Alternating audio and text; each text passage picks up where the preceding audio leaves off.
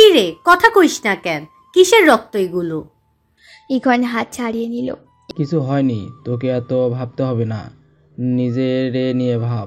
ইখন চলে যেতেই পারুল সামনে এসে দাঁড়ায়। বললে কি তোর মান সম্মান যাইবে, নাকি ভয়ে বলছিস না? কিসের ভয়? নিশ্চয় কোনো মাইয়াকে মাইরা আসলি, তাই না? ইখন কিঞ্চিত দেগে গিয়ে বলল, সব সময় মেয়ে মেয়ে করিস কেন? তোর কি আমাকে মেয়েবাস মনে হয়? কি বাজ? ইখন কি বলবে আর ভাষা খুঁজে পাচ্ছে না। নিজের বলা কথায় নিজেই আহাম্মক হয়ে যায়। কিছু না, সর সামন থেকে। ধাক্কা দিয়ে সরিয়ে দিয়ে সামনে পা বাড়ায়। মোর জীবনটা নষ্ট করে খুব সুখে শান্তিতে আছিস না? মেয়েদেরকে নিয়ে ফুর্তি ভালোই চলছে তোর। লতিফ ভাইয়ের সাথে যদি সেদিন পালাই যাইতাম। ইস কথাটি আফসোসের সুরে বলল পারুল। ইখন বাথরুমের দরজা থেকে বলে উঠল, লতিফকে খুব ভালোবাসিস তাই না? আচ্ছা, তোর কি মনে হয় তোকে লতিফ কি সত্যি ভালোবাসতো? পারুলের চোখের জল। ইখনের দিকে তাকিয়ে বলল, তোর নয় তো কি, তোর মতো সবাইকে ভাবিস নাকি কালা হনুমান? ইখন রাগী চোখে কিছুক্ষণ তাকিয়ে থাকার পর ভিতরে ঢুকে শব্দ করে দরজা লাগিয়ে দেয়। পারুল চোখের পানি মুছে নিল। মোরে মাফ করিস লতিফ ভাই, তোর কথা শোনা ভালো আসছিল। সেদিনই যদি তোর সাথে পালাই যাইতাম। হতাশা হয়ে যায় পারুল। বিছানায় আতশোয়া হয়ে কপালে হাত ঠেকিয়ে শুয়ে পড়ল। মধ্যরাত। পারুলের চোখে ঘুম নেই। ইখন এখনও ফিরেনি। পারুল এপাশ ওপাশ হচ্ছে বারবার, তবুও ঘুমের দেখা নেই। পারুল বিরক্ত হয়ে উঠে বসল। নেমে শাড়ি ঠিক করে দরজা খুলে বাইরে বের হয়ে যায়। অন্তর্মহল পেরিয়ে রান্নাঘরের দিকে গেল। পেছনে দুই জোড়া লালসার চোখে পারুলকে পর্যবেক্ষণ করছে। ইখন বিছানা থেকে নেমে সিগারেট ধরালো। চোখে মুখে তৃপ্তির আভাস। বিছানায় শুয়ে গোঙাচ্ছে সকালের সেই মেয়েটি। ঠোঁটের কার্নিশ দিয়ে রক্ত ঝরছে। শরীরের বিভিন্ন জায়গায় মারের দাগ স্পষ্ট। সিগারেটের ধোঁয়ায় উর্মি মাথা তুলে তাকায়, চোখ লাল হয়ে আছে। ইখন উর্মির পাশে বসে বলল, ভাবলাম ঘুমেছিস, নাহলে তোকেও আদর দিতাম। থাক, কাঁদিস না। বিদঘুটে হাসি দিল ইখন। উর্মি দাঁতে দাঁত চিবিয়ে বলল, জানোয়ার একটা। সেই জানোয়ারের সোয়াই তো বড় হচ্ছিস। কতবার বাচ্চা নষ্ট করলি শালি মা, তবুও মরলি না। দম আছে বলতে হবে। সিগারেটের ধোঁয়া উর্মির মুখের উপর ছেড়ে দিল। উর্মি কোনো প্রতিক্রিয়া করল না। হঠাৎ বিদ্যুৎ চলে যায়। উর্মি অন্ধকারে তপ্ত শ্বাস ছেড়ে দিয়ে পড়ল, মেয়েদের সাথে এমন অত্যাচার করে কি পান আপনি? কই, আর কেউ তো করে না। ইখন অন্ধকারে হাসল। পৈশাচিক সুখ, যে সুখ 1000 কোটি টাকা দিয়েও পাওয়া যাবে না। মোট কথা, মেয়েরা যখন ভয় পায় তখন পুরুষত্ব দেখাতে মজা লাগে। বউদের কাছে তো ঠিকই মিনি বিড়াল হয়ে থাকেন। ইখন কিঞ্চিত রাগ হয়। উর্মি কথাটি বলে ঠোঁট এলিয়ে হাসল। ইখনের রাগ দ্বিগুণ হয়। মুহূর্তের অন্ধকারেই উর্মির গাল চেপে ধরে ঠোঁটে কামড় বসিয়ে দিল। উর্মি ঠোঁটে হাত দিয়ে রক্ত মুছে নেয়। ইখনের দিকে ঘৃণার চোখে তাকায়। ইখন কিছু বলতেই যাবে, বাইরে থেকে আসা শব্দে হকচকিয়ে যায়। তাড়াহুড়ো করে পুনরায় পাতি নিভিয়ে দরজা লাগিয়ে চলে যায়। কেউ একজন খুঁড়ে খুঁড়ে হেঁটে যাচ্ছে। ইখন এক পলক দেখে কক্ষে ঢুকে শব্দ করে দরজা লাগিয়ে দেয়। পারুল চমকে মোমবাতি হাতে নিয়ে পেছনে তাকায়। জোরে জোরে শ্বাস নিচ্ছে পারুল, চোখে মুখে ভয়ের ছাপ। কি হয়েছে? দরজা খুলে ঘুমাইলি নাকি? না। অমন হাঁপাচ্ছিস কেন? কি হয়েছে? তোকে কইতে হবে? মোমবাতি টেবিলে রেখে পারুল শোয়ার জন্য বিছানায় উঠতেই ইখন হাত টেনে সামনে দাঁড় করায়। বাইরে গিয়েছিলি তুই? গেছিনু। কেন? ঘুম না আসায় মাথা ব্যথা করছিল, তাই চা খাইতে গেছিনু। পারুল হাত ছাড়িয়ে নেয়। হইছে, তোর আর কোনো প্রশ্ন আছে? কেউ আক্রমণ করছিল তাই না? পারুল অসহায় চোখে তাকায়। ব্যাটার এমন জায়গায় লাথি দিস না, মোর গায়ে হাত দেওয়ার শিক্ষা মিশছে। দেখছিস কি কে এসেছিল? না, অন্ধকারে মুখ দেখতে পাও নাই। পারুল সন্দিহান চোখে তাকিয়ে বলে, তুই এত কিছু জিজ্ঞাসা করছিস কেন? কই ছিলি তুই? যা ঘুমিয়ে পড়, ঘ্যান ঘ্যান করিস না। ইখন সোফায় বসে গা এলিয়ে দিল। এতক্ষণ তুই যে ঘ্যান ঘ্যান করলি তার বেলা? এই মেয়ে, চুপ করে থাক, নাহলে গলা টিপে মেরে ফেলবো। সুবিধাবাদী লোক, তোর জীবনেও ভালো হইব না। রাত বিরাতে কোন মাইয়ার ঘর থেকে আসলি? হ্যাঁ, গা থেকে দুর্গন্ধ ছড়াচ্ছে। শেষ পর্যন্ত চরিত্রহীনা পুরুষের সাথে ঘর করা লাগছে। সবই কপাল মোর। শুরু হয়ে গেল তোর ক্যাসেট। বাসাল মেয়ে একটা, চুপ করে থাকতে কি সমস্যা হয়? তোর পেট নেই? চুপ কর কালা হনুমান, তোর জায়গায় লতিফ ভাই থাকলে আজ এমন রাইত আসতো না। কেন যে পালাই গেলাম না। ইখওয়ান এসে পারুলের গাল চেপে ধরে। এত যে লতিফ লতিফ করিস, জানিস এতদিন তোর সাথে লতিফ প্রেমের অভিনয় করে আছে। এই ইখন শরীফের আঙ্গুলের ইশারায় লতিফ তোর সাথে প্রেম করেছে, শুধুমাত্র আমার হাতে তোকে তুলে দেওয়ার জন্য। কত টাকা খেয়েছে জানিস? পারুল থমকে কিছুক্ষণ তাকিয়ে রইল, হাত ছাড়িয়ে নিয়ে চেঁচিয়ে বলল, একদম বাজে কথা বলবি না জমিদারের বাচ্চা। লতিফ ভাই অমন না, মোরে সত্যি ভালোবাসতো। আমাকে পাওয়ার জন্য বন্দরে কাজ নিছিল। ইখওয়ান বিদ্রুপ হাসে। কাজটাও আমার বন্দরে, হা হা হা হা। লতিফ তোকে যেসব কথা বলেছিল না, সেসব আমারই শিখিয়ে দেওয়া কথা। ওকে আমি যেভাবে নাচিয়েছি, তোকেও সেভাবেই বুঝিয়েছে। মুই বিশ্বাস করি না, সব মিথ্যা কথা। পারুলের চোখের জল। ইখওয়ানের কিছুটা মায়া হয়, তো ও নিজের অনুভূতি দমিয়ে রেখে বলল, ঠিক আছে, সকালে লতিফকে ডেকে পাঠাবো, নিজে মুখেই শুনিস। ইখওয়ান উপর হয়ে বিছানায় শুয়ে পড়ল। পারুল পাথরের ন্যায় দাঁড়িয়ে চোখের পানি বিসর্জন দিতে থাকলো। কিছু মুহূর্ত পর ওখানেই ধপাস করে বসে আঁচলে মুখ চেপে ফুপিয়ে কাঁদতে থাকলো। বড় বৌমা, এদিকে এসো তো। অন্দরমহল থেকে আরিফাকে ডাকলেন রমেলা। আরিফা এগিয়ে এসে পাশে দাঁড়ায়। জি চাচিজান বলুন। বোনকে নিয়ে এসেছো, ভালো কথা। নজরে নজরে রাখিও, যুবতী মাইয়া, মন কখন উড়াল দিয়ে দেয় বোঝা তো যায় না। আরিফা সন্ধিহান চোখে তাকিয়ে বলল, এসব কেন বলছেন? আলিয়া কি কিছু বলেছে? কাল সন্ধ্যার আগে তো দেখলাম আমাদের রানার কক্ষ থেকে বের হইল। রানা কক্ষে ছিল? ছিলই তো, দেখা তোমার বোন ঢুকছে। তাছাড়া রানারে দরজা লাগাতে দেখেছি। ঠিক আছে, বিষয়টা দেখছি আমি। আরিফা বিড়বিড় করছে আর আলিয়ার খোঁজে ছাদে যাচ্ছে। রানাকে তো ভালো ছেলেই মনে হয়, আর আলিয়াই বা কেন ওর কক্ষে যাবে? রানার সুযোগ বুঝে আমার বোনটা সর্বনাশ করলো তো। এসব কিছু হওয়ার আগে আমার বোনটাকে বুঝদার করিও। আরিফা ছাদের দরজা খুলে উঁকি দিল। রানা ও আলিয়াকে একসাথে বসে থাকতে দেখে ভয়ে চমকে উঠল। আলিয়া? দুজনেই হক চুকিয়ে তাকায়। রানা পরিস্থিতি সামাল দিতে বলল, আরে ভাবি, আসুন আসুন, আপনার বোনের সাথে গল্প জমছে না ভালো। আরিফা কিছু বলল না। তোরা সকাল সকাল ছাদে কি করছিস? আলিয়া, আমার কক্ষে আয়, কথা আছে। আরিফা চলে যায়। আলিয়া দেরি করল না। সে জানে বোনের কথার অমান্য করলে এ মহলে আর থাকা হবে না। রানা কিঞ্চিত মন খারাপ করে দূরে গাছের ডালে বসা দুটো পাখিকে দেখতে থাকলো। কাল তুই রানার কক্ষে গিয়েছিলি কেন আলিয়া? আলিয়া ভয়ে ভয়েই বলল, কাল তো আমরা লুকাচুরি খেলছিলাম আপা, আর আমি তো জানতাম না রানা সাহেবের কক্ষ ওটা। আমাকে কি শর্ত দিয়ে এখানে এসেছিস, মনে আছে তো? আলিয়া চিবুক নামিয়ে নেয়। জি আপা, মনে আছে। থাকলে ভালো, সামনের মাসে আহাত ফিরলে তোদের বিবাহ, এটাও মনে রাখিস। যা, আমার কাপড়গুলো গুছিয়ে আলমারিতে রেখে দে। ঠিক আছে আপা। আরিফা বের হয়ে যায়। আলিয়া চোখ তুলিয়ে বলে, তুমি কি পাগল আপা? মহলের একজনকে ভালোবেসে আরেকজনের বউ হয়ে আসবো? চোখের পানি মুছে নিয়ে কাপড় গুছিয়ে রাখতে ব্যস্ত হয়ে পড়ল আলিয়া। সকালে পারুল হন্তদন্ত হয়ে নীলিমার কক্ষের দিকে ছুটেছে। পথের মধ্যেই দুজনের দেখা। নীলিমা পারুলকে ধরে। এমন করে কই ছুটছিস পারুল? তোর কাছেই বুবু, কথা ছিল। কি কথা পারুল?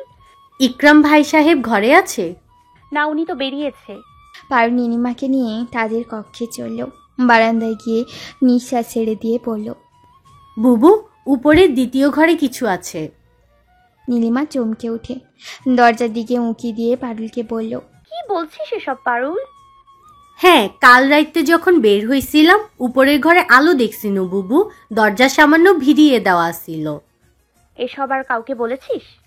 মাথা খারাপ তোর? কারে কইব তুই ছাড়া? ঠিক আছে, আর কাউকে বলিস না। সেদিনও লুকোচুরি খেলার সময় ওই ঘরে গেছিনু। আচমকা ইকুয়ান সাহেব পিছনে দাঁড়ায়, মরে কিছুতেই সামনে এগোতেই দেয় নাই। নিচে শাড়ি পইরা ছিল জানিস বুবু, কোনায় আলনা ভর্তি মাইয়া মাইনসের জামা কাপড়। নীলিমা চিন্তিত হয়ে পড়ল। তারপর পারুলের এক বাহু ধরে পড়ল। এসব আর কাউকে বলবি না পারুল, কেমন? খোয়ানকেও না। যা দেখবি শুনবি আমাকে আগে এসে বলবি। আচ্ছা বুবু। পারুল এখানে আছো নীলিমা? নীলিমা মাথা বাড়িয়ে দেখলো মনিকা এসেছে। দুজনে বের হয়ে আসলো। জি ভাবি, পারুল এখানেই আছে। অন্দরমহলে তোমাকে ইখওয়ান ডাকছে পারুল।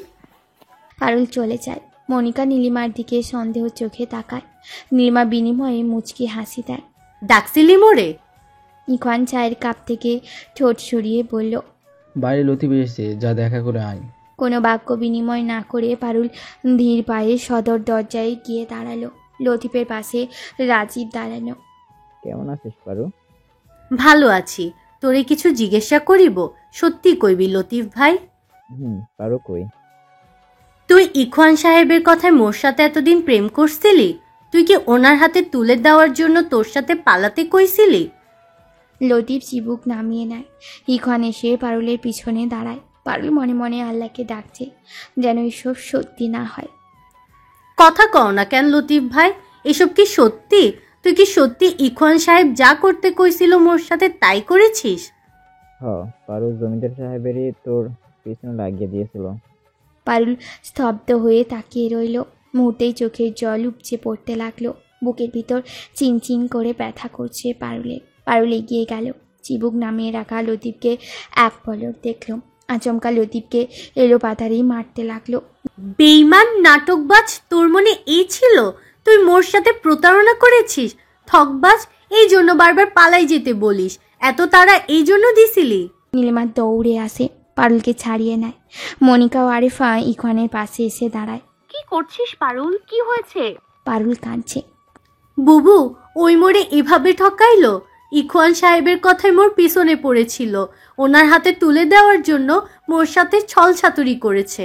পুনরায় মরতে যায় পারুল। নীলিমা আটকে নেয়। বাকরুদ্ধ হয়ে লতিফকে দেখছে নীলিমা। পরক্ষণে ইখওয়ানের দিকে তাকায়। ইখওয়ান ভাবনাহীন হয়ে দাঁড়িয়ে আছে। নীলিমা পারুলকে টেনে নিয়ে যাচ্ছে। পারুল যাওয়ার সময় লাতিফের গায়ে থুতু দিয়ে সামনে পা বাড়ায়। কিন্তু মুই তোরে সত্যি ভালোবাসি পারু। তোকে নিয়ে মুই অনেক দূর চলে গেলাম, হয় বিশ্বাস কর। মাথা তুলে কথাটি বলল লতিফ। পারুল দাঁড়িয়ে পড়ে। পাশে দাঁড়িয়ে পড়ে নীলিমা। পারুল পিছন ফিরে পায়ের চপ্পল খুলে লতিফের দিকে ছুঁড়ে মারল। লতিফের বুকেও মুখে এসে লাগলো। আঁচলে মুখ গুজিয়ে দৌড়ে কক্ষে গেল পারুল। নীলিমা এক পলক ইখওয়ানকে দেখল। এখনো ভাবলিসীন ভাবেই দাঁড়িয়ে আছে। ওকে সামলাও গিয়ে নীলিমা, মেয়েটা কষ্ট পেয়েছে। আরিফার কথায় নীলিমা আর দাঁড়াল না। আরিফা ঘৃণার চোখে ইখওয়ানকে এক পলক দেখে চলে যায়। পিছনে যায় মনিকা। ওইটাকে আমার চোখের সামনে থেকে যেতে বল রাজীব। হারামজাদা আমাকে ফাঁকি দিতে চেয়েছিল, আবার সেই কথা আমার সামনেই গর্ব করে বলে। তোর কি মনে হয়েছিল এই কথা বলে পারুল তোর কাছে ছুটে যেত? লতিফ কথা বলে না, চুপচাপ দাঁড়িয়ে আছে। তোর মনে হলো কি করে পারুলকে আমি ছেড়ে দেব? পারুল যাইতে চাইলো আর আমি যাইতে দেব? রাজীব, দূরে সুরে মার ওটাকে। বলা শেষে ইখওয়ান হন্তদন্ত হয়ে কক্ষের দিকে পা বাড়ালো। রাজীব দীর্ঘ নিঃশ্বাস ছেড়ে দিয়ে বলল, চল ভাই, এদের ভালো করতে নেই, করবি তো দোষ। লতিফ চোখ তুলে তাকায়। চোখে পানি জমেছে। কিছু বলতে গিয়েও বলতে পারছে না। কথা গলায় আটকে আসছে। পুরুষ মানুষ কাঁদতে নেই। চল, তোকে তো ছুরি মারতে বল, আমি না হয় হাত ধরেই নিয়ে যাই। তোর মতো তাগড়া যুবককে তো আর ছুরি মারা যাবে না। আমি তো আর নায়ক না। চল ভাই। রাজীব লতিফের হাত টেনে নিয়ে যাচ্ছে। লতিফ পিছন ফিরে মাঝে মাঝে তাকাচ্ছে। লতিফ দাঁড়িয়ে পড়ল। পরক্ষীণভাবে তাকে থেকে দেখল। পরিশেষে চোখের পানি মুছে নিল লতিফ। হাত ছাড়িয়ে নিজেই হনহনিয়ে চলে গেল। সন্ধ্যা হয়ে এসছে। পারুল সকাল থেকে এখনো পর্যন্ত কক্ষ থেকে বের হয়নি। একে একে সবাই ডাকলেও বের হয় না পারুল। বারান্দায় দরজা আটকে থম মেরে বসে আছে। ইখওয়ান কিছুক্ষণ আগে ফিরল। কক্ষে প্রবেশ করে দেখল কক্ষ এখনো অন্ধকার। পারুল কি সন্ধ্যা প্রদীপ দেয়নি নাকি বিদ্যুৎ নেই? বলেই বাতি জ্বালিয়ে দিল। বিছানায় এক পলক দেখল পারুল নেই। পাঞ্জাবি খুলে তোয়ালে হাতে নিয়ে গোসলখানায় ঢুকলো। কয়েক মিনিট পর বের হলে মনিকা কক্ষে ঢুকলো। মনিকা ইখওয়ানকে দেখে আমতা আমতা করে বলল, পারুকে ডাকতে এসেছিল। সেই যে সকালে কক্ষে ঢুকেছে, এখনো বের হয়নি। ইখওয়ান কিছুটা চিন্তিত হয়ে পড়ল। কোথায় পারুল? কক্ষে তো নেই। পারুল তো বারান্দায় ইখওয়ান। বারান্দায়? ঠিক আছে, আমি দেখছি। ইখওয়ান বারান্দার দিকে এগোলো। মনিকা ফের পড়ল। সকাল থেকে কিছু মুখে দেয়নি। ইখওয়ান পিছনে ফিরে পড়ল। খাবার থাকলে কাউকে দিয়ে পাঠিয়ে দিও। মনিকা আচ্ছা বলে চলে যায়। ইখওয়ান গিয়ে দরজায় শব্দ করে পারুলকে ডাকতে লাগলো। এই মেয়ে, দরজা খোলো। সন্ধ্যা হয়েছে দেখোনি? মশার কামড় খেয়ে পেট ভরাচ্ছ নাকি? দরজা খুলবে নাকি ভেঙে ঢুকবো? কি হলো, খুলবে না দরজা? সত্যি কিন্তু ভেঙে ঢুকবো, তখন শাস্তি একটু বেশি হবে। দরজা খুলে গেল। পারুল পুনরায় ধপাস করে আগের জায়গায় বসলো। ইখওয়ান এগিয়ে গিয়ে হাত বাড়িয়ে দেয়।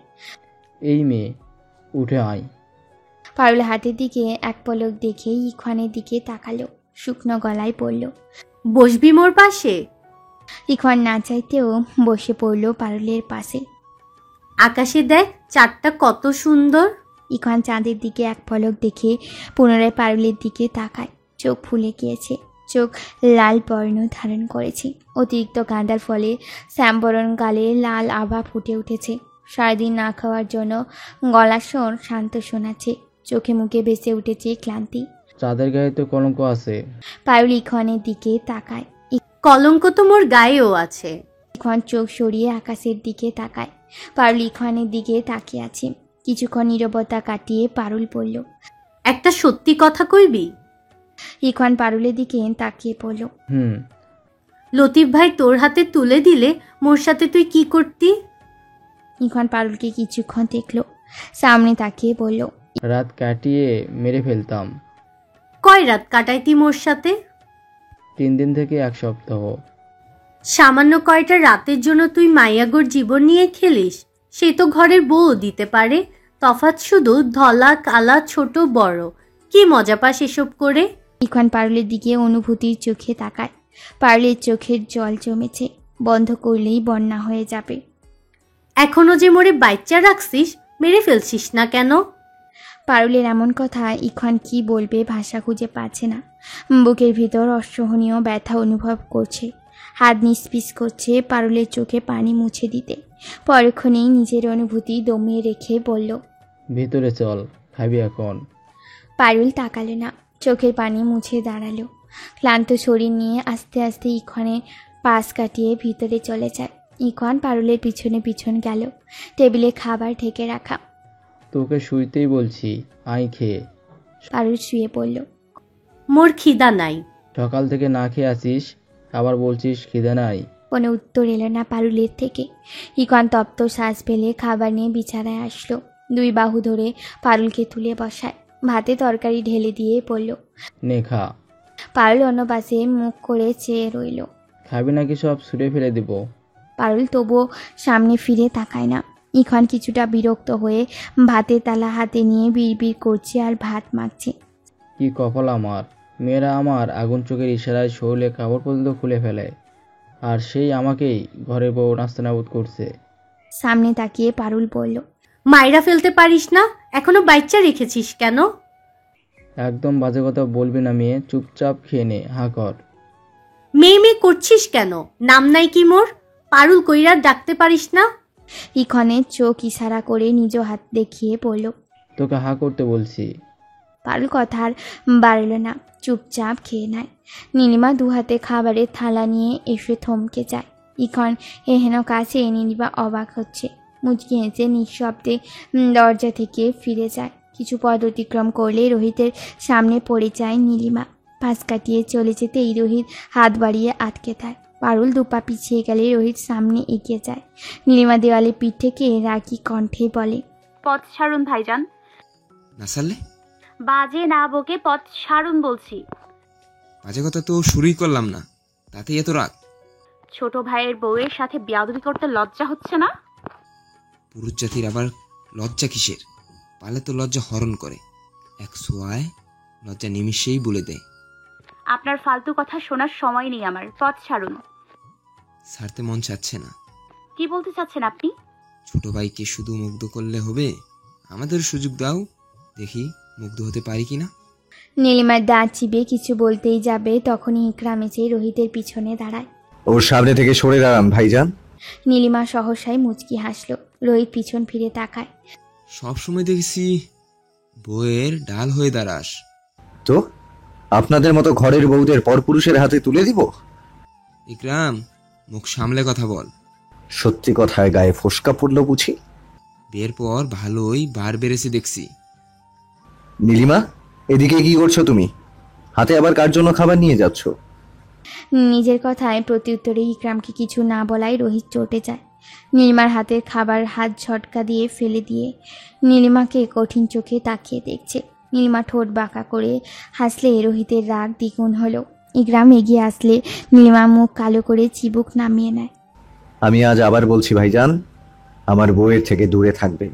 নীলিমার হাত ধরে ইকরাম নিজের কক্ষে নিয়ে যায়। রোহিত অনবরত দেয়ালে খুশি মারতে লাগলো। মনিকা এসে মুচকি হেসে বলল, নিজেকে কেন আঘাত করছেন রোহিত? কক্ষে আসুন। আঘাত পাওয়ার জন্য আপনার জন্য কেউ অধীর আগ্রহে অপেক্ষা করছে। রোহিত ক্ষিপ্ত চোখে তাকায়। মনিকার চোখ টিপে হাসে। সময় চলে যায় স্রোতের পেকে। ঘড়ি কাটার সময় ছড়িয়ে যায় নিজেকে ছেড়ে।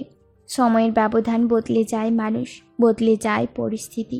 সময়ের সাথে তাল মিলিয়ে কেউ মানিয়ে চলেছে, কেউ বা পিছিয়ে যাচ্ছে, আবার কেউ হয়তো এক ধাপ এগিয়ে যাচ্ছে।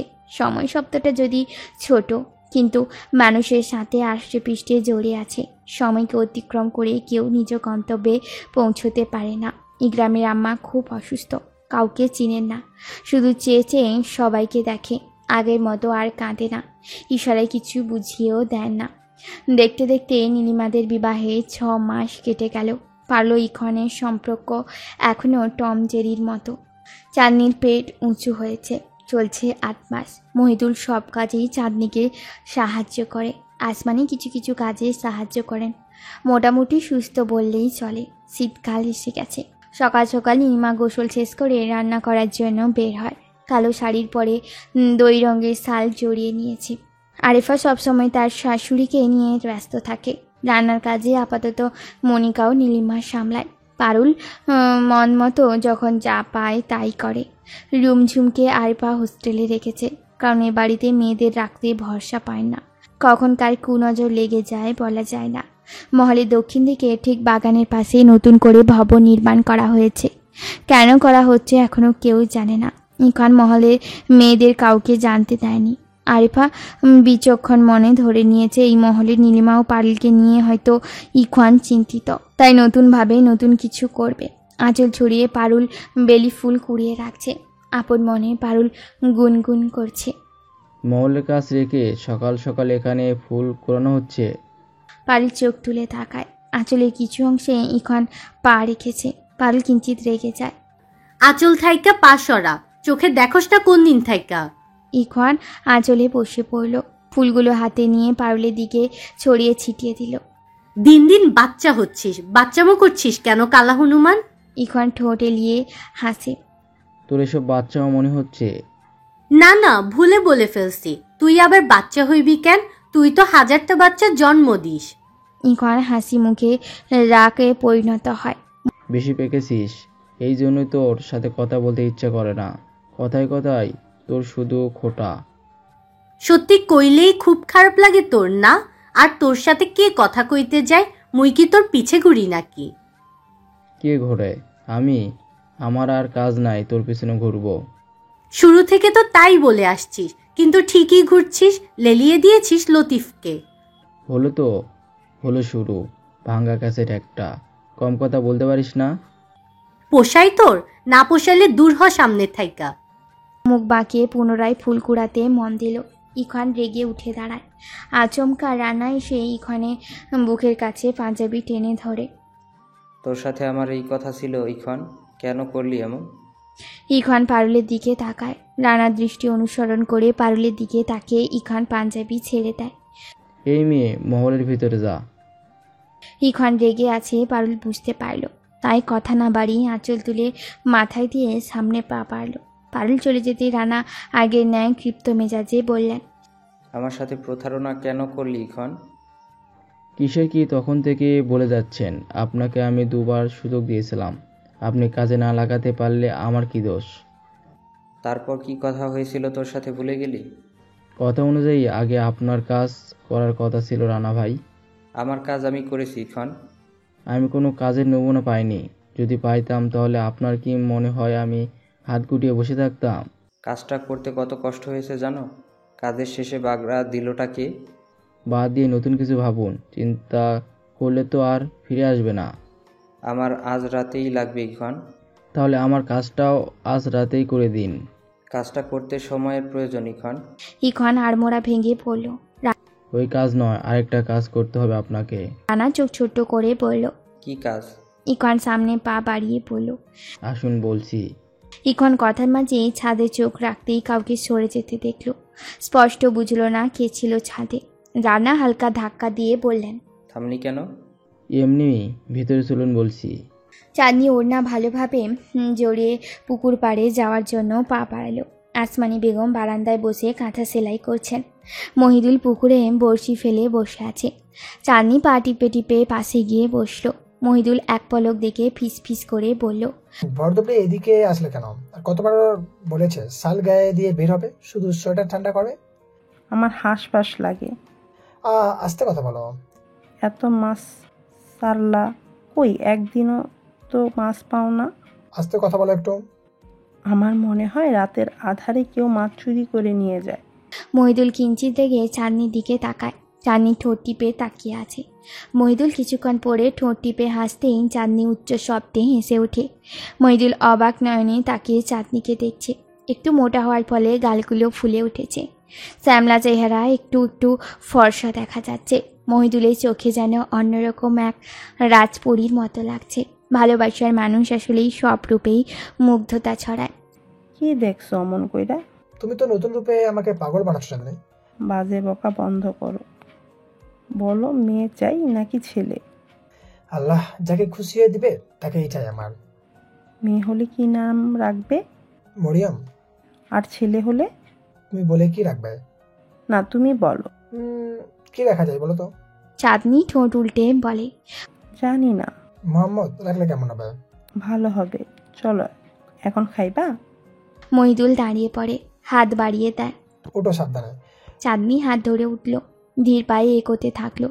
মহিদুল চাঁদনির সাথে পা মিলিয়ে হাঁটছে আর কথা বলছে। নীলিমা বিকালের শেষে কক্ষ থেকে বের হয়। পুনরায় ভালো মতো শাল জড়িয়ে নিল। পারুলের কক্ষে উঁকি দিয়ে দেখলো পারুল এখনো ঘুমে। ধীর পায়ে হেঁটে শাশুড়ির কক্ষে পা বাড়ালো। আরিফা তসবিহ হাতে নিয়ে বসে আছে। নীলিমা কিছুক্ষণ বসে থাকার পর আরিফা নীলিমার দিকে তাকায়। কিছু বলবে নীলিমা? আম্মাকে এখন কেমন দেখছেন?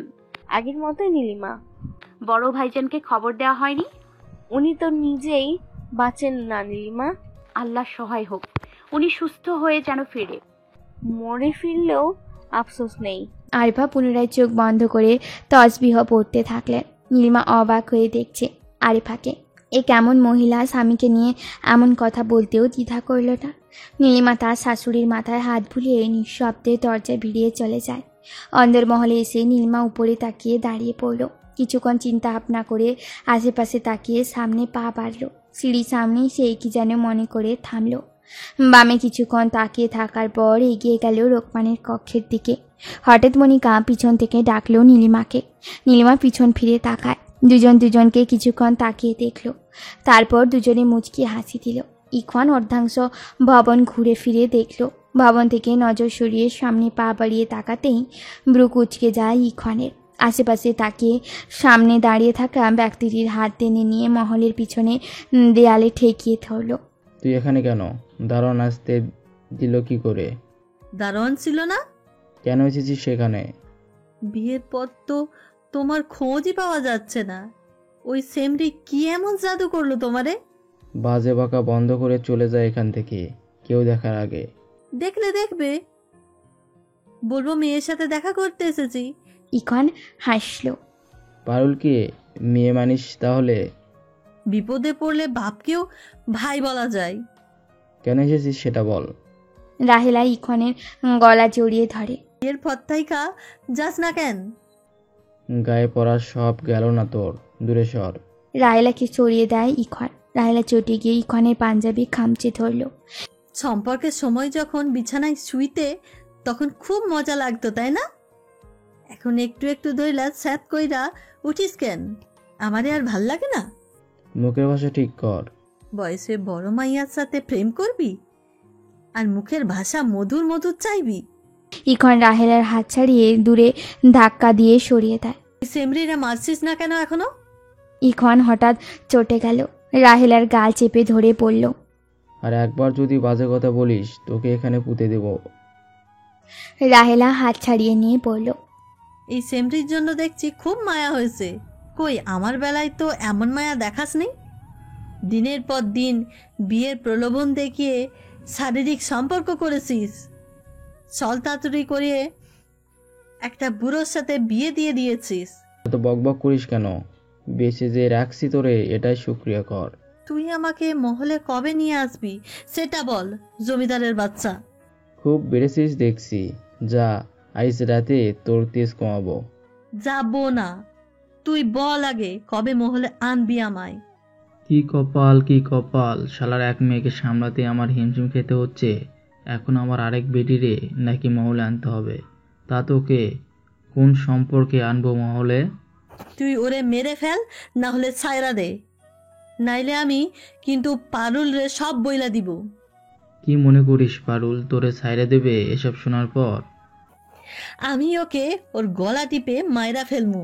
মুহূর্তেই রাহেলার গলা টিপে ধরে ইখন। রাহেলা বানু চোখ বড় করে হাত ছাড়াতে ব্যস্ত হয়ে যায়। তার আগে তোকে গলা টিপে মেরে ফেলবো বলে নিচে ফেলে দেয় রাহেলাকে। রাহেলা হাঁপাতে লাগলো।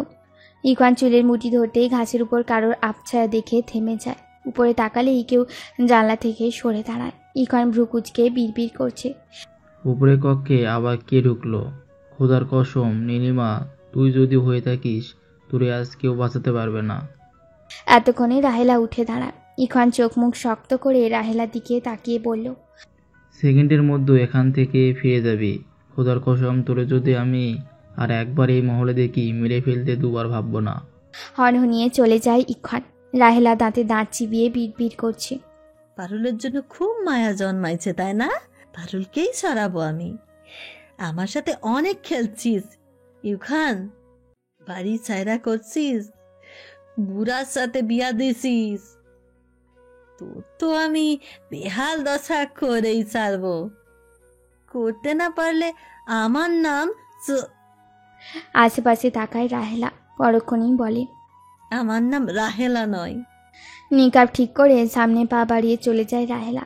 ইখন ব্যস্ত হয়ে মহলে ঢুকতেই নীলিমাকে রন্ধনশালায় দেখে ভ্রু কুচকে তাকায়। নীলিমাকে শান্তভাবে কাজ করতে দেখা যাচ্ছে।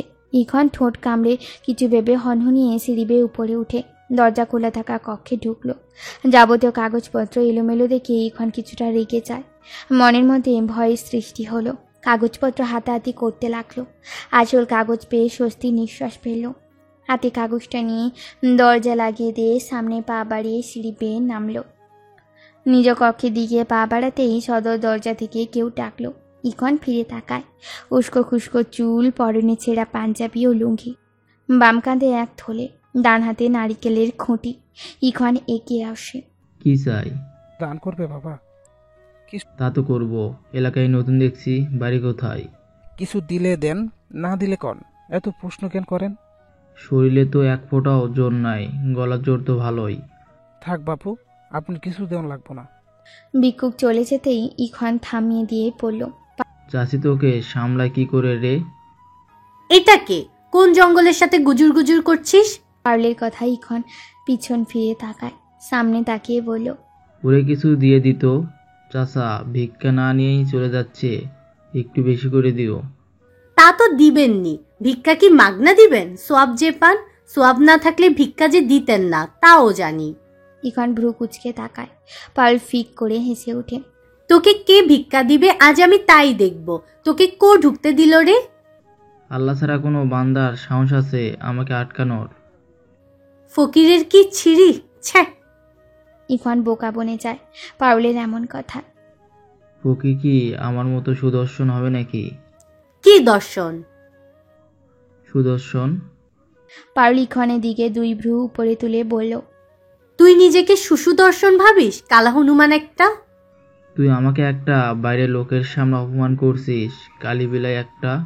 তোর আবার মান সম্মান আছে নাকি যে অপমান গায়ে লাগবে? এই মেয়ে, একদম বাজে কথা বলবি না, চুটিয়ে গাল লাল করে দেব। মুই তোরে ছাইরা দিম নাকি? আই মাইরা দেখ। লোকটি আহাম্মক হয়ে যায়। একবার পারুলকে দেখে আর একবার ইখওয়ানকে দেখছে। চল কক্ষে, তোরে আজ বুঝাবো আমি কি জিনিস। বুঝাবি? সাহস থাকলে এখানে বুঝা, কক্ষে যাওন লাগবো কেন? ইখওয়ান বিরক্ত হয়ে যায়, চোখ বন্ধ করে দাঁত চিপিয়ে পড়ল। শেওড়া গাছের পেতনি, কালা হনুমান, কালা শিয়াল, কালা ভাল্লুক, কালা হাতি, কালা পেঁচা, কালা বাঘ। পারুল চিন্তিত হয়ে যায়, আর কি বলবে। কালা সিংহ, হ্যাঁ কালা সিংহ, কালা বানর, কালা বান্দর, কালা গন্ডার, কালাগন। পারুল ইখওয়ানের দিকে তাকায়। ইখওয়ান কোমরে 2 হাত দিয়ে পারুলকে দেখছে। পারুল দাঁত কেলিয়ে হাসল। নিজের নামে নিজেই বলছিস? বাহ, উন্নতি হয়েছে তাহলে। ইখওয়ান কিছু বলল না, রাগি রাগি মুখ নিয়ে কক্ষের দিকে পা বাড়ালো। পারুল পিছন যেতেই লোকটি চেঁচিয়ে উঠলেন, আমার কিছু দিবেন না? তুই এখনো যাসনি?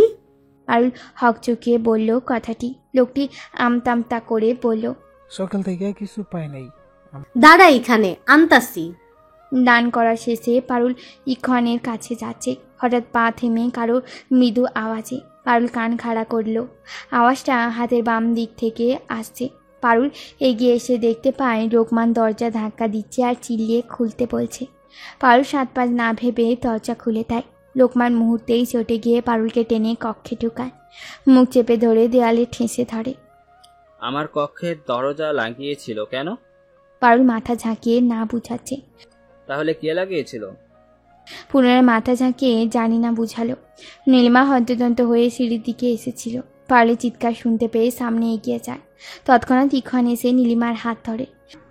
আমার সাথে চালাকি তাই না? ওদিকে কই যাচ্ছেন ম্যাডাম? পারুলের ওদিক থেকে চিৎকার শোনা যাচ্ছে তাই। নীলিমার হাত ছেড়ে দিয়ে ব্যস্ত হয়ে ছুটল ইখওয়ান। নীলিমা ইখওয়ানের পেছন পেছন ছুটল। ইখওয়ান গিয়ে থমকে যায়। পারুল রোকমান বিছানায় ধস্তাধস্তি করছে। দেখে মনে হচ্ছে 2 ভাই বোন মারামারি করছে। ইখওয়ান কপালে হাত ঠেকিয়ে চোখ বন্ধ করে নেয়। পাশে দাঁড়িয়ে নীলিমা মুচকি হেসে ওদের কাণ্ড দেখছে। অবশ্য রোকমান পারুলের হাতে বেশি মায়ের খাচ্ছে। মুহূর্তেই রোকমান চেঁচিয়ে উঠল। ইখওয়ান চোখ মেলে তাকায়। রোকমান নিচে হাত দিয়ে মরে গেলাম রে, মরে গেলাম রে বলছে আর কাঁদছে। ইখওয়ান হাসবে না রাগ দেখাবে বুঝতে পারছে না। কি মিটে গেছে মোর গায়ে হাত দেওয়া? ফালতু বেডা। শাড়ি ঠিক করে পারুল পিছনে ফিরে পা বাড়াতে ওদের দেখে অবাক হয়ে যায়। তোরা এইখানে? পারুলের কথায় সদ্বিদ ফিরে রোকমানের। লজ্জায় হাত সরিয়ে ক্যাবলার মতো দাঁড়িয়ে রইল। ইখওয়ান রোকমানকে এক পলক দেখে পারুলের হাত ধরে নিয়ে চলে যায়। নীলিমা ও রোকমানের চোখাচোখি হয়। রোকমান চোখ নামিয়ে নিল। নীলিমা ঠোঁট বাঁকা করে হেসে চলে যায়। নীলিমা কিছু দূর এগিয়ে এসে রোহিতের সামনে পড়ে। রোহিত সন্দেহ চোখে নীলিমাকে দেখছে। পিছনে তাকে দেখলো রোকমান দরজা লাগিয়ে দিল। রোহিত পুনরায় নীলিমার দিকে জহুরির চোখে তাকায়। নীলিমা মুচকি হেসে বলল, ওনার হালকা সেবার প্রয়োজন ছিল, তাই করে আসলাম। আপনার লাগবে? মানে সেবা লাগবে? লাগলে কক্ষে চলুন। তুমি আমাদের কক্ষে গিয়ে করবে নীলিমা? রোহিত পাশ ফিরে মনিকার দিকে তাকায়। নীলিমা আহম্মক হয়ে গেলেও প্রকাশ করল না। গলায় গম্ভীর্য এনে বলল, কি বলেন তো ভাবি? ভাইজানের সাথে দেখা হলেই শুধু কক্ষে যাওয়ার জন্য বাহানা ধরে, তাই আজ নিজ থেকেই বললাম। তাচ্ছিল্য হেসে রোহিতের দিকে তাকিয়ে মনিকা বলল, চুরিতে দোষ আছে কি না তাই সবাইকে কক্ষে নিয়ে যাওয়ার ধান্দা করে। কথা শেষ হতে না হতেই রোহিত মনিকার চুলের মুঠি ধরল। খুব গলা বেড়েছে না? চল কক্ষে, আজ দেখব তোর গলার আঁশ কত বের হয়। নীলিমা কিছু বলার আগেই রোহিত হনহনিয়ে মনিকাকে নিয়ে চলে গেল। নীলিমা মনে মনে আফসোস করতে লাগলো, তার জন্যই এখন কত অত্যাচার সহ্য করতে হবে। দিতে চাইলাম কারে, সাজা পাচ্ছে এখন অন্যজন। আজ এত দেরি হলো কেন? ইকরাম বিষণ্ণ মুখে নীলিমার দিকে তাকায়। পাঞ্জাবি খুলে রেখে বলল, স্কুলে আজ পরীক্ষা ছিল, সবকিছু গুছিয়ে রাখতে দেরি হয়ে গেল। আপনি ছাড়া আর কোনো শিক্ষক নেই, সবকিছু আপনাকে কেন করতে হয়? যেখানে আমি প্রধান শিক্ষক সেখানে আর কে দায়িত্ব নেবে? আপনি প্রধান শিক্ষক। নীলিমাকে অবাক হতে দেখে ইকরাম কিছুক্ষণ তাকিয়ে রইল। আপনি আর আমার কাছে কি লুকিয়েছেন বলুন তো? আর কি লুকাবো নীলিমা, কি সব আবুল তাবুল বলছো? আপনি যে স্কুলের প্রধান শিক্ষক, কই বলেননি তো? ইকরাম অবাক হয়ে পড়ল। জানতে না তুমি? আমার তো মনে হয়েছিল তুমি জানো, তাই বলার প্রয়োজন মনে করিনি। হ্যাঁ সেই তো। নীলিমা মন খারাপ করে বারান্দায় গিয়ে হাত গুটিয়ে দাঁড়ালো। ইকরাম তপ্ত শ্বাস ফেলে দরজার সামনে এসে দাঁড়ায়। সামান্য ব্যাপার নিয়ে কেন বাড়াবাড়ি করছো নীলিমা? নীলিমা শুধু এক পলক দেখলো, প্রত্যুত্তরে কিচ্ছু বলল না। ইকরামকে পাশ কাটিয়ে গেল। বাইরে যাওয়ার সময় বলল, গোসল করে নিন, আমি খাবার নিয়ে আসছি। ইকরাম মুচকি হাসলো। স্বস্তি নিঃশ্বাস ফেলে গিয়ে গোসলখানায় ঢুকলো। নেবু নেবু হারিকেনের আলোয় গালে হাত রেখে ঘুমে ঢুলছে চাঁদনি। পাশে গভীর ঘুমে আচ্ছন্ন মুপিন। খটখট আওয়াজে চাঁদনি হারিকেনের আলো বাড়িয়ে দিয়ে ধীর পায়ে এগোলো। দরজা খুলে দিতেই সামনে মোহিতকে দেখতে পায়। মোহিত ভোরকে যায়। তুমি এখনো ঘুমাওনি? কোথায় গিয়েছিলে তুমি? মোহিত ঘরে ঢুকলো। গায়ের শার্ট খুলে চাঁদনির হাতে দিয়ে পড়ল, তাই ছিল একটু। কি এমন কাজ করো বলো তো? মাঝে মধ্যে এত রাত করে কেন ফিরতে হয় তোমায়? খাইতে দাও। আমার প্রশ্নের উত্তর এটা না মোহিত। মোহিত চাঁদনির গালে হাত রেখে বলল, তুমি এই অবস্থায় এত চিন্তা করবে না চাঁদনি, বাচ্চার ক্ষতি হতে পারে। আর তোমাকে ঘুমাতে বলি, জেগে থেকো না কেন। তুমি আজকাল বড্ড অচেনা হয়ে যাচ্ছ মোহিত। হাত ছাড়িয়ে দিয়ে সামনে এগোলো চাঁদনি। মহিতুল ঠোঁট কামড়ে এগিয়ে গিয়ে যায়। ও চাঁদনি, কেন মিছে মিছে রাগ করছো বলো তো? চুপচাপ খেয়ে নাও, আমার খুব ঘুম পাচ্ছে, ঘুমাবো। দেখছো, আমার সাথে থাকতে থাকতে শুদ্ধ ভাষায় কথা বলতে শিখে গেছো। মোহিত হাত ধুয়ে ভাতের থালা হাতে নিল। চাঁদনি কোনো বাক্য ব্যয় করল না, চুপচাপ পানি ঢেলে দিয়ে শুইতে গেলে মোহিত হাত টেনে পাশে বসায়। এক লোকমা ভাত সামনে নিয়ে চাঁদনিকে খাইতে বলল। চাঁদনি অপলক তাকিয়ে আছে। না খাইলে কিন্তু আমিও খাবো না, তখন বারবার ডাক পারবার পাবা না, উঠুম না আমি। চাঁদনি মুহূর্তেই মৃদু স্বর হেসে ওঠে। মোহিত ঠোঁট এলিয়ে হাসে। লাও খাও। চাঁদনি পুনরায় হেসে ভাত মুখে নিল। পুনরায় দরজায় কেউ শব্দ করলে মোহিত ভয়ে চাঁদনির দিকে তাকায়। দরজা থেকে নজর সরিয়ে চাঁদনি মোহিতের দিকে সন্দেহ চোখে তাকালো। ইখান ও পারুল পাশাপাশি শুয়ে আছে। ইখান পারুলকে ডাকলো। পারুল এপাশ ফিরে তাকায়। ইখান ঘোর লাগা কণ্ঠে বলল, ঘুমিয়েছিস? না, কুতকুত খেলছি, খেলবি? পারুলের কথা ইখান বোকা বনে যায়। ভালোভাবে কথা বলতে পারিস না? কথায় কথায় চেতিস কেন? কেন ডাকলি সেটা কও। ইখান কোনো ভনিতা ছাড়াই বলল, রোকমান কি কোনো খারাপ উদ্দেশ্য নিয়ে তোর শরীরে হাত দিয়েছিল? পারুল কিছুক্ষণ তাকিয়ে থাকার পর বলল, তাতে তোর কি? মোর কি হয় হোক। কথায় প্যাঁচ না লাগিয়ে সহজ করে বলতে পারিস না? মুই গ্রামের অশিক্ষিত মাইয়া, নাই রূপ নাই গুণ, দেখতে কালা। এমন মাইয়ার জন্য জমিদারের পুত্র চিন্তা করবে? আকাশ পাতাল পার্থক্য। তুই কালা না, শ্যামসুন্দরী। কালা তো আমি। পারুল তাকে ইক্ষণকে দেখছে। ইক্ষণ পুনরায় বলল, তোর চোখ সুন্দর, হাসি সুন্দর, ঠোঁট সুন্দর, আর সবচেয়ে বড় কথা হচ্ছে তোর মতো মেয়েরা কখনো অহংকারী হয় না। পারুল ভাবলেশীন ভাবেই তাকিয়ে আছে। ইক্ষণ চুটকি দিয়ে বলল, অমন পেতনির মতো চোখ মেলে কি দেখিস? দেখছি না, ভাবছি। কালা হনুমানের মুখ দিয়ে এত সুন্দর কথাও বাইর হইতে পারে? মেজাজ বিগড়ে যায় ইক্ষণে। পারুলকে উপরে উঠে বল, এত প্রশংসা করলাম আর তুই পুনরায় কালা হনুমান করছিস। তো কি করতে কইস? খুশিতে গালে মুখে চুম্মা দিম নাকি? দিতে তো পারিস, মানা করছি নাকি? ইক্ষণ নিঃসলে চোখে তাকিয়ে আছে। পারুল ইক্ষণের চাহনি দেখে নিজেকে দূরে সরিয়ে নিতে চাইলে ইক্ষণ আচমকা গলায় মুখ গুজে দেয়। পারুল সহসাই চোখ বন্ধ করে নিল। খামচি ধরল বিছানার চাদর। গভীর ঘুমে আচ্ছন্ন ইকরাম শরীর। নীলিমার চোখে ঘুম নেই। এপাশ ওপাশ কিছুক্ষণ করার পর ইকরামের মুখের উপর হাত নাড়া দিল। নিঃশব্দে উঠে এলোমেলো চুল খোপা করে নেয়। শাল জড়িয়ে নিয়ে হাতের টর্চ নিল। সাবধানে দরজা খুলে বাইরে পা রাখল। ঘুটঘুটে অন্ধকার। কিছু দূর এগিয়ে গিয়ে টর্চ জ্বালাতেই কেউ এসে নীলিমার মুখ চেপে ধরে। নীলিমা মুহূর্তে আটকে ওঠে। হাত ছাড়িয়ে নেওয়ার চেষ্টা করতে লাগলো।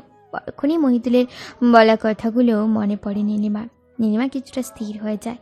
মনে মনে বুদ্ধি হাঁটতে থাকলেও কি করা যায়।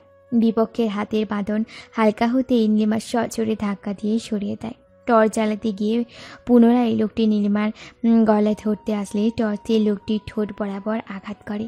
লোকটি কোনো রকম শব্দ করল না, ঠোঁট চেপে ধরে তৎক্ষণাৎ জায়গা প্রস্থান করলো। নীলিমা আলো জ্বলতেই আর লোকটিকে দেখতে পেল না। সামনে টর্চ ধরতেই ইকরামকে দেখতে পেয়ে ঘাবড়ে যায় নীলিমা। ইকরাম চোখ কচলে বলল, কিসের যেন শব্দ হলো? তুমি বাইরে কি করছো?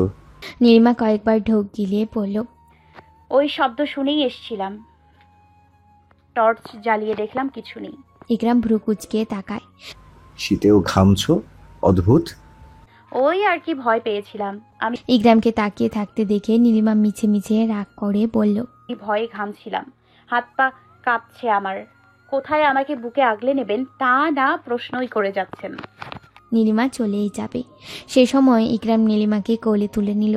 নীলিমা হকচকে গলা জড়িয়ে নিয়ে বলল, সাবধানে, কি করছেন? ইকরাম কক্ষে ঢুকে পা দিয়ে দরজা ভিড়িয়ে দিল। নীলিমাকে আচোয়া হয়ে শুয়ে দিয়ে শাল সরিয়ে দিল। শাড়ির আঁচল দিয়ে ঘাম মুছে দিয়ে আঁচল তুলে এক পাশে রাখলো। নীলিমা সহসাই চোখ বন্ধ করে নিল। ইকরাম মুচকি হেসে বলে, এখনো লজ্জা কাটেনি? ইকরামের ঘোর লাগা কণ্ঠ শুনে নীলিমার অদ্ভুত অনুভূতি হচ্ছে। ইকরামকে আচমকা জড়িয়ে ধরে জোরে জোরে নিঃশ্বাস নিতে লাগলো। ইকরাম মুচকি হেসে নীলিমার কাঁধ ঠোঁটে ছুঁয়ে দিতে লাগলো। সকাল সকাল ইকরাম অন্দরমহলে সবাইকে ডেকে পাঠিয়েছে। এক এক করে সবাই বসে আছে। ইখন সবাইকে এক পলক দেখে শাহমুতের দিকে তাকিয়ে বলল, চাচা যান, কে দেখছি না? তোমার চাচিজানকে বাপের বাড়ি নিতে গেছে। এই মহিলার এই বয়সে এত বাচ্চা বাচ্চা অভিমান কই থেকে আসে? বিড়বিড় করে কথাটি বলে গলা খাঁকারি দিয়ে নীলিমার চোখের দিকে তাকালো। নীলিমা কেমন অদ্ভুত চোখে তাকিয়ে আছে। ইখন তার তাকিয়ে থাকতে পারল না, বাবার দিকে নজর রেখে বলল, আব্বাজান, কাল উপরে কেউ উঠেছিল, ঢুকে প্রয়োজনীয় কাগজপত্র হাতাহাতি করেছে। রোহিত পত্রিকা রেখে ইখনের দিকে তাকালো। সামুদ কিঞ্চিত অবাক হয়ে যায়। ইকরাম অবাক হয়ে বলে উঠল, এখানে আমাদের ডেকে নিয়ে কি বোঝাতে চাইছিস ইখওয়ান? কারণ আমি জানি আপনার বউ ছাড়া এ কাজ কেউ করতে পারে না। ইখনের কথা শুনে সবাই অবাক হয়ে গেল। নীলিমা অসহায় চোখে ইকরামের দিকে তাকায়। ইকরাম চোখ দিয়ে আশ্বস্ত করে সে পাশে আছে, চিন্তা না করতে। আমারও তাই মনে হয় ইখওয়ান, উনি হয়তো কাল আমারও। আব্বাজান, একটু বেশি হয়ে যাচ্ছে না? লোকমানকে কথা শেষ করতে না দিয়ে শাহমুদের দিকে দৃষ্টি রেখে চেঁচিয়ে উঠলেন ইকরাম শরীফ।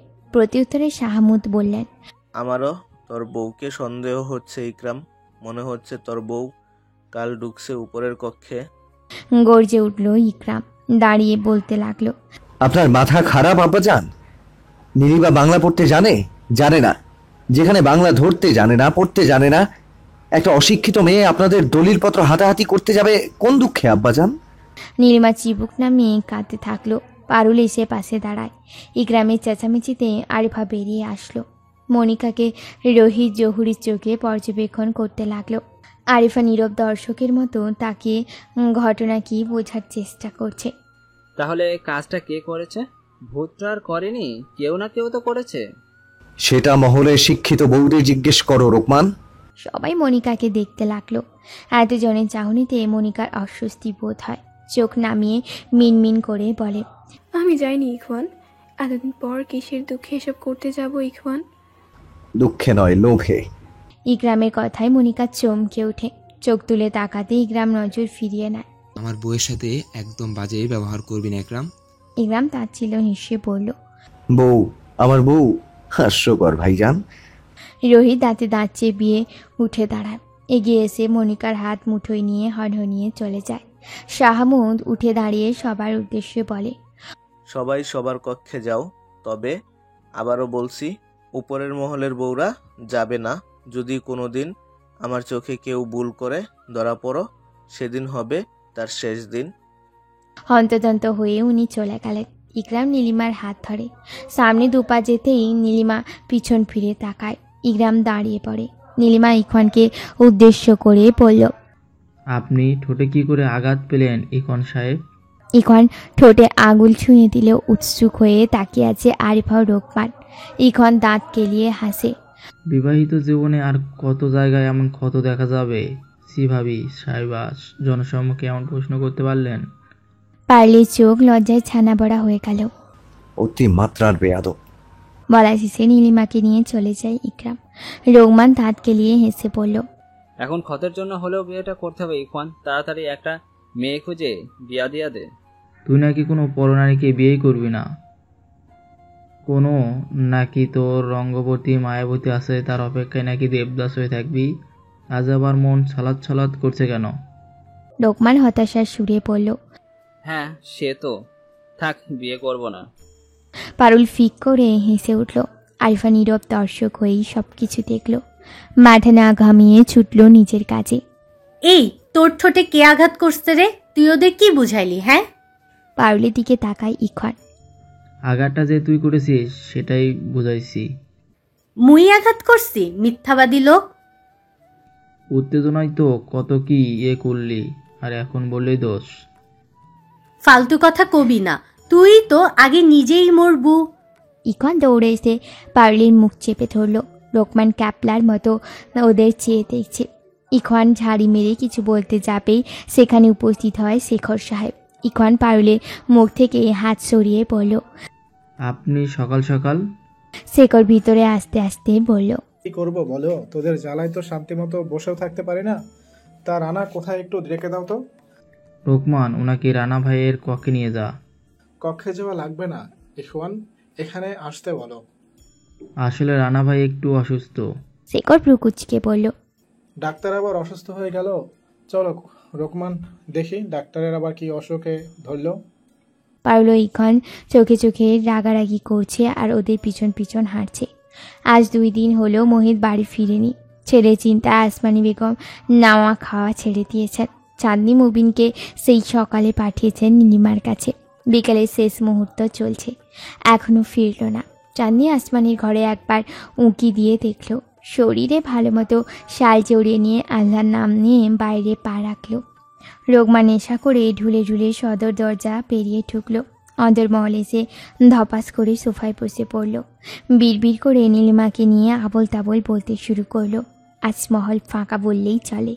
ইকবাল শরীফের চিকিৎসা শেষ হওয়ায় শাহমুদ, ইকরাম ও রোহিত মহলে ফিরিয়ে আনতে শহরে চলে গেছে সকলে। শাহমুদ সাহেব আজও গিন্নিকে নিয়ে ফিরল না। মনিকা রোহিতের অনুপস্থিতিতে বাপের বাড়ি ঘুরতে গেছে। নীলিমা মহল ফাঁকা পেয়ে উপরের সব ঘরে ঢোকার চেষ্টা করেছিল। ইখওয়ান সব দরজা নতুন তালা লাগিয়ে দিয়েছে। লোকমানের কক্ষে শুধু একটা চাবিই পেয়েছিল। সেই চাবি দিয়ে একটা দরজা খুলে দেয়।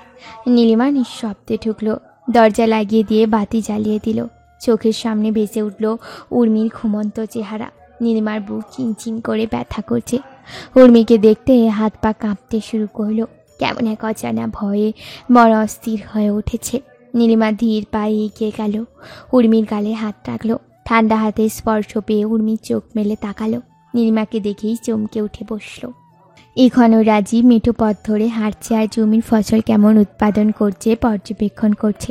তাদের কথার মাঝে এক মেহিলি কণ্ঠ শুনে তারা পিছন ফিরে তাকায়। সহসাই মেয়েটি নিকাশ সরিয়ে দেয়। ইখওয়ান কিছুটা বিরক্ত হয়ে যায়। রাজীব একবার রাহেলাকে দেখছে আর একবার ইখওয়ানকে দেখছে। তুই এখানে থাক, আমি আসছি। রাজীব মাথা হেলিয়ে দাঁড়িয়ে রইল। ইখওয়ান রাহেলাকে নিয়ে পানি দেওয়ার বেসিনে ঘরে ঢুকলো। তুই আবার এখানে কেন? নজরদারি করছিস? না ইখওয়ান, তুমি ঠিক মতো যাও না কেন আমার কাছে? তুমি জানো আমি কতটা ছটপট করি তোমার জন্য। আবেগের সুরে কথা বলে নাকা কান্না শুরু করলো রাহেলা। ইখওয়ান দাঁতে দাঁত চিবিয়ে বলল, থামবি নাকি গলা টিপে এখনই মেরে ফেলবো। রাহেলা একটু থামলো, পুনরায় বলল, আমায় মহলে নিবা না ইখওয়ান? অন্তত কাজের লোক করে নিয়ে যাও, তবুও তোমার কাছাকাছি রাখো। সম্ভব নয়, সবাই জানে তুই হাশেম আলীর বউ, পারুলের আম্মা। ওসব চিন্তা বাদ দে, মন দিয়ে সংসার কর। মুহূর্তে রাহেলা রেগে উঠল। এই যদি তোর মনে, হারামজাদা, আমাকে এভাবে ঠকালি, মরণকালেও তোর মনের আশা পূর্ণ হবে না। চুপ থাকতো, আজকের পর আমার সামনে তো দূরে, পিছনেও যেন না দেখি। তুই রাজীব আর রোকমানকে পাঠিয়েছিলি আমার ঘরে, তোর কি আমাকে পাড়ার বেশ্যা মনে হয়? কেন, তোর ওসবই তো চাহিদা বেশি। এমন ভাব করছিস মনে হয় হাশেম আলীর কাছে যাসনি। উত্তেজিত হয়ে যায় রাহেলা। না যাইনি, বিশ্বাস কর ইকবাল, আমি শুধু তোকেই ভালোবাসি ইকবাল। আমি কখনো তোকে ভালোবাসি নাই শরীফা, তোকে ব্যবহার করেছি। তোর নাম ব্যবহার করে তোর গ্রামের শত শত মেয়েকে মহলে নিয়ে এসেছি, ইজ্জত নষ্ট করে মিলে নদীতে ভাসিয়ে দিয়েছি। রাহেলা থ হয়ে যায়, অপলক তাকিয়ে পড়ল। কি বললি তুই? হ্যাঁ, যা বললাম সব সত্যি। আশা করি আমার পিছনে আর আসবি না। ইখন পা বাড়াতেই রাহেলা ইখনের গলা টিপে ধরে। জানোয়ার কুত্তা, এত বড় খেলোয়াড় তুই, তোকে আজ আমি মেরেই ফেলবো। রাহেলাকে ঝটকায় সরিয়ে দিয়ে তর্জনী আঙ্গুল মুচিয়ে বলে, আজ দ্বিতীয়বার সুযোগ দিলাম, আমার থেকে দূরে থাক। চুপচাপ সংসারে মন দিয়ে সংসার কর, নিজের পরিচয় ভুলে যা। তৃতীয়বার আমার সামনে আসলে আর বেঁচে ফিরতে পারবি না, মনে রাখিস। ইখন বের হয়ে রাজীবকে ইশারা করে মহলের দিকে পা বাড়ালো। রাজীব দৌড়ে এসে ইখনের পায়ের সাথে পা মিলিয়ে হাঁটতে লাগলো। রাহেলা চোখের পানি মুছে নেয়। তোর ধ্বংস শীঘ্রই হবে ইকবাল, শত শত মেয়ের অভিশাপ তোকে বাঁচতে দিবে না, দেখিস। তোর মতো জমিদারের মুখে থুতু ছিটিয়ে নিকাব নামিয়ে হন্তদন্ত হয়ে বেরিয়ে গেল। উর্মি নীলিমার এক হাত মুঠোয় নিয়ে কাছে, এক হাতে নীলিমা উর্মির মাথায় হাত বুলিয়ে দিচ্ছে। কারো চিৎকারে নীলিমার হুঁশ হয়, উর্মির থেকে হাত সরিয়ে পড়ল। পরে কথা হবে বোন, সাবধানে থাকবে। উর্মি অসহায় চোখে তাকিয়ে রইল। নীলিমা দরজা লাগিয়ে দিয়ে সিঁড়ির কাছে এসে থমকে যায়। হাত পা অসাড় হয়ে যাচ্ছে নীলিমার, চোখে পানি টলমল করছে। এ কি সর্বনাশ হয়ে গেল। পায়ের কাছে বসা রোকমানের দিকে তাকালো। রোকমান নেশায় বুধ হয়ে একা একা বিড়বিড় করছে আর মিটিমিটি হাসছে। নীলিমার মাথা কাজ করছে না, না পারছে পা নাড়াতে, গলায় কথা আটকে আসছে। এতক্ষণে চোখের পানি বাঁধ ভেঙেছে। দপাস করে বসে পড়ল নীলিমা। কিছুক্ষণ পর চিৎকার করে উঠল। চোখ বন্ধ করে কোনো রকম ভাবি বলে চিৎকার করে উঠল নীলিমা। উঠে দাঁড়িয়ে এলোমেলো পায়ে সিঁড়ি বেয়ে নেমে গেল নীলিমা। সিঁড়ির নিচে রক্তে লাল হয়ে গেছে, ব্যথায় গোঙাচ্ছে চাঁদনি। অস্পষ্ট সুরে বলে উঠল, নীলিমা আমার বাচ্চা। ভাবি, এই কি হলো? কি করে হলো ওসব? এমন অবস্থায় কেন এসেছেন আপনি? ভাবি, আমাকে ডাকলেন না কেন? নীলিমার চিৎকার শুনতে পেয়ে আরিফা ও পারুল ছুটে আসে। এমন দৃশ্য দেখে পারুলের চোখের ঘুম উধাও হয়ে গেল। নীলিমাবু, ভাবি এমন কেমনে হইল? নীলিমা, তোমার ভাবির তো অবস্থা ভালো না, ওনাকে কক্ষে নিতে হবে। আমি দাইমাকে ডেকে পাঠাচ্ছি, তুমি কক্ষে নেওয়ার ব্যবস্থা করো। আরিফা মহলের বাইরে ছুটল দাইমাকে খবর দেয়াতে। চাঁদনি মৃদু স্বরে পড়ল, নীলিমা বোন, দোহাই লাগে আমার, যা হয় হোক, আমার বাচ্চাটাকে বাঁচাইও বোন, তোমার ভাইজান খুব কষ্ট পাবে। নীলিমা চাঁদনির হাত মুঠোয় নিয়ে কাঁদছে। চুপ করুন ভাবি, দুজনের কারোর কিচ্ছু হবে না, কিছু হতে দিব না আমি। সেই মুহূর্তে ইখন ও রাজীব দৌড়ে আসে। ইখন ব্যস্ত হয়ে পড়ল। কি হয়েছে ওনার? কেমন করে হলো? গায়ে হাত দিতে নীলিমা চিৎকার করে পড়ল, শোবেন না আপনি।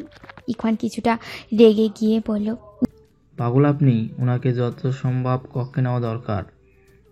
হ নীলিমাবু, এইখানে রাখা ঠিক হইব না, তুই মিসা জেদ করিস না। নীলিমা হাত ছেড়ে দেয় চাঁদনি। হু করে কেটে উঠল নীলিমা।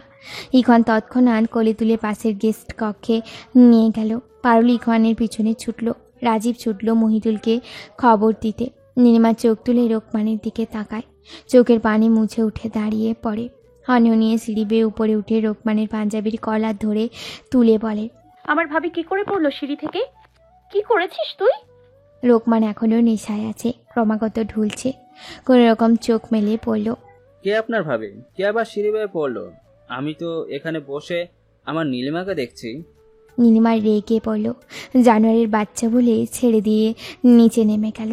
রোকমান পুনরায় ধপাস করে বসে বিড়বিড় করতে লাগলো। রাজীব পথের মধ্যে মহিদুলের দেখা পায়। সামনে গিয়ে হাঁপাতে হাঁপাতে বলল, কই ছিলে ভাই এই 2 দিন? মহিদ অসহায় চোখে তাকায়। ডাকাতদের হাতে পড়েছিলাম। রাজীব চমকে উঠল।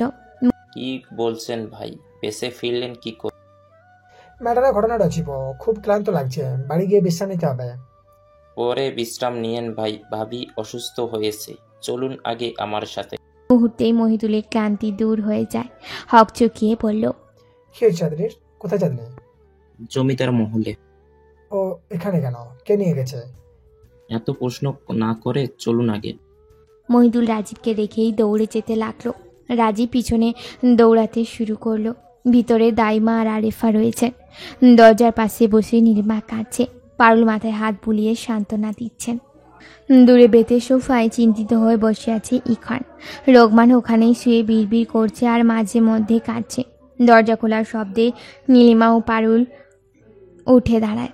ইখান বসা থেকে উঠে এগিয়ে আসে। বাচ্চাটারে বাঁচাইতে পারলাম না গো, পেটের মধ্যে আঘাত পাইয়া মইরা গেছিল। মাইয়া হোশ ফেরে নাই। সরিষার তেল গরম কইরা আয়না হাতে পায়ে মালিশ করো।